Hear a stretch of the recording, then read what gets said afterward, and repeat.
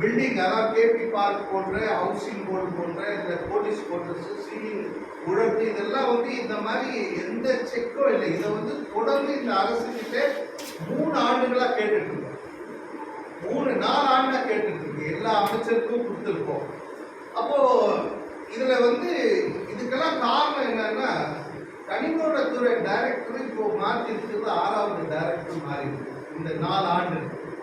ஏன் அடிக்கடிக்கு கனிமவளத்துறை டைரக்டர் மாத்துறீங்க? 6 மாசம் 8 மாசத்துக்கு வாட்டி. டிரான்ஸ்போர்ட் கமிஷனர் 6 முறை மாற்றப்பட்டது. ஏன் இந்த மாற்றம் ஏற்படுது? ஒருவேளை அவர்கள் ஏதாவது தவறு செய்தார்களா? இதை மக்களுக்கு தெரியப்படுத்தணும். ஏன் நான் கேட்கறேன்னா, எங்களை மாதிரி சங்கங்கள், அமைப்பு, ஒரு பாதிக்கப்பட்டவங்க, அந்த துறையில் இருக்கிறவங்க போய் ஒரு மனு கொடுத்து அந்த அதிகாரிக்கு தெரியப்படுத்தி, அந்த அதிகாரி வந்து அதை விசாரணை செய்து கீழ்வட்டத்தில் இருக்கிற அதிகாரிக்கு நோட் அமைச்சு அதை போட்டு அவருக்கு வந்து அதை நிறைவேற்ற அட்லீஸ்ட் 2 இயர்ஸ் வரும். ஆனால் இது மாதிரி 8 மாதம் 1 வருஷத்துக்கு ஒரு வாட்டி அதிகாரிகளை எப்படி மாற்றுறீங்க? ஏன் கனிம வளத்துறை